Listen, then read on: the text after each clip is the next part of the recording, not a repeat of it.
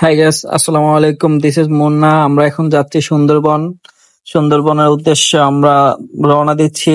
আমরা এখন যে স্থানে আসছি সেটা হচ্ছে সুন্দরবনের কটকা। এখন আমরা কটকাতে যাব, কটকাতে গিয়ে ঘুরে আসব। এই পাশে যেটা দেখতে পাচ্ছেন এটা হচ্ছে বিশাল বড় সাগর। এই কটকাতে বন বিভাগের একটি রেস্ট হাউস আছে। আমি যে এখন যে জেটিটা দিয়ে হাঁটতেছি, কাঠের একটা জেটি। এই জেটিটা মূলত লঞ্চ থেকে মানুষ নামে আর কি। এই জায়গায় লঞ্চ ভিড়লে তারপর লঞ্চ থেকে নেমে মানুষ কাঠের জেটিটা দিয়ে হেঁটে হেঁটে একটু সামনে গেলে রেস্ট হাউস, তারপরে ভিতরে বাড়ি জঙ্গল। যে ছোট্ট নৌকাটির মধ্যে একটি বান্দর বসে আছে, বান্দরটার সাথে সবাই মজা করছে। না, গ্রামে না তো আসে না। টেলিটক গ্রামে নাই না, না। টেলিটক ছাড়া অন্য কোনো সিমের নেটওয়ার্ক আসে না। আপনারা যখন আসবেন তখন অবশ্যই একটা টেলিটকের সিম নিয়ে আসবেন, কারণ এখানে টেলিটক ছাড়া অন্য কোনো সিমের নেটওয়ার্ক পায় না। এখানে একটা টাওয়ার আছে, টাওয়ারের মধ্যে শুধু এই যে টাওয়ারটা দেখতে পাচ্ছেন, টাওয়ারের মধ্যে শুধু টেলিটক আর কি, টেলিটকের টাওয়ার। এখানে টেলিটক ছাড়া অন্য কোনো সিমের নেটওয়ার্ক পায় না।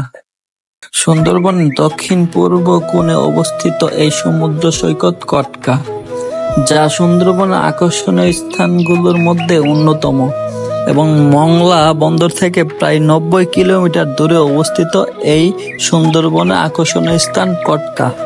এই বনে প্রধান আকর্ষণ রয়্যাল বেঙ্গল টাইগার, যার দেখা ভারী মুশকিল, বাঘের দেখা পাওয়া, নিরাপদে থাকা এবং এই দুটি সম্ভব এই পর্যটক কেন্দ্র কটকা থেকে। প্রায়ই দেখা মেলে সুন্দরবনের প্রধান আকর্ষণ রয়্যাল বেঙ্গল টাইগার। তাছাড়া এখানে মাঝে মধ্যেই দেখা মেলে চিত্রা হরিণের দল, বিভিন্ন জাতের পাখি, শান্ত প্রকৃতি এবং বিভিন্ন বন্যপ্রাণীর উপস্থিতির কারণে পর্যটকের পছন্দের তালিকায় কটকা অন্যতম। এখানে মাত্রই হরিণগুলো ছিল, আমরা আসাতে হরিণগুলো চলে গেছে। এই যে হরিণের পায়ের চাপগুলো এখনো আছে। এই যে ওই যে হরিণটা দেখা যাচ্ছে, এটাই এখানে ছিল আর কি। আমরা আসাতে হরিণগুলা চলে গেছে। এখানে আরো অনেকগুলো হরিণ আছে। ওই যে একটা হরিণ হাঁটতেছে, এই যে আরো হরিণগুলা দেখা যাইতেছে। এই যে কতগুলো হরিণ দেখেন, এই যে এই হরিণগুলা এখানে ছিল। আমরা আসাতে হরিণগুলা চলে গেছে। কত সুন্দর চিত্রা হরিণ। ওয়াও, এই যে হাঁটতেছে হাঁটতেছে, এই যে আমাদেরকে দেখে আবারও দৌড়ে পলা দিতেছে। এই যে হাঁটতেছে, আমাদেরকে দেখে দেখে হাঁটতেছে হরিণগুলা। ওই যে একটা দৌড়াইতেছে, লাফাইতেছে, কত সুন্দর। সুন্দরবনে অন্যতম আকর্ষণ হচ্ছে এই চিত্রা হরিণ। এই চিত্রা হরিণের সৌন্দর্যের কারণে আজ সুন্দরবন এত সুন্দর। এই চিত্রা হরিণগুলো মূলত ভারত, বাংলাদেশ, শ্রীলঙ্কা, নেপাল ও ভুটান এই বন অঞ্চলগুলোর মধ্যে পাওয়া যায় এই চিত্রা হরিণগুলা। এই চিত্রা হরিণগুলা যেমন সুন্দরবনের সৌন্দর্য রক্ষা করে, তেমনি সুন্দরবনের বাঘের অস্তিত্ব রক্ষায় চিত্রা হরিণগুলো অত্যন্ত গুরুত্বপূর্ণ, কারণ এই চিত্রা হরিণগুলা বাঘের প্রধান খাদ্য। আপনি সুন্দরবনের মধ্যে যেখানেই দেখবেন এরকম চিত্রা হরিণ আছে, সেখানে মনে করবেন বাঘ আছে। আমার এই কথাটা বলার কারণ হচ্ছে, বাঘের পছন্দের একটি খাবার হচ্ছে হরিণ। বাঘ হরিণকে খেতে খুবই ভালোবাসেন। এই চিত্রা হরিণ খেয়ে বাঘ সুন্দরবনের মধ্যে বেঁচে আছে। অবশ্য অন্যান্য প্রাণীকেও বাঘে খায়, কিন্তু বিশেষ করে চিত্রা হরিণটাকে বেশি খায় বাঘ, কারণ বাঘের পছন্দের একটি খাবার হচ্ছে এই চিত্রা হরিণ। বাঘের প্রধান খাদ্যই হচ্ছে এই চিত্রা হরিণ। আসো আসো, খাও খাও, বেশি করে খাও। এই একলা আসলো করতে এখানে আসছে আসছে।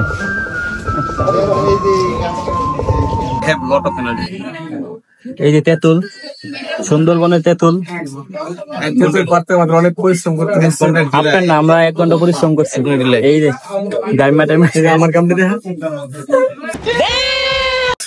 দাঁড়ায় দাঁড়ায় দেখছেন কষ্ট করে আমরা কিভাবে কষ্ট করছি।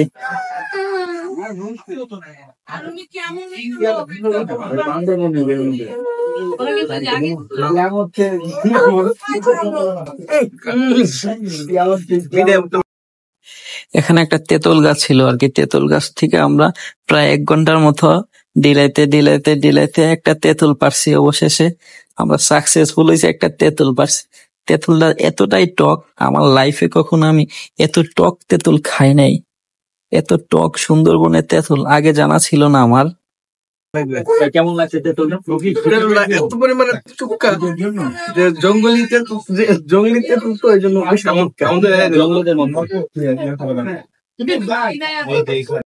আমরা এখন কটকা থেকে চলে যাব আমাদের শিপে। আমাদের চলে যেতে হবে কটকা থেকে বিদায় নিয়ে, আমাদের শিপে চলে যেতে হবে। সবাই আসলে আমরা চলে যাব, আমাদের কিছু লোক আছে ভিতরে, ওরা আসলে আমরা চলে যাব আর কি, আমাদের নৌকা করে আমাদের শিপে চলে যাব।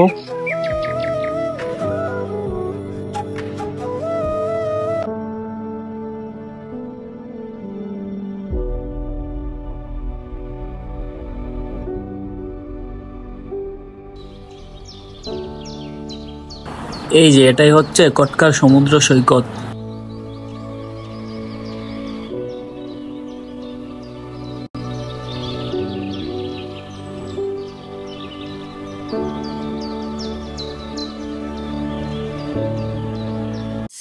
বান্দরটা আসছে আমাদেরকে বিদায় দিতে, আমরা বান্দরটাকে বিদায় দিয়ে দিলাম। টাটা বাই বাই, ভালো থেকো বান্দর, আবারও কখনো আসলে দেখা হবে ইনশাআল্লাহ।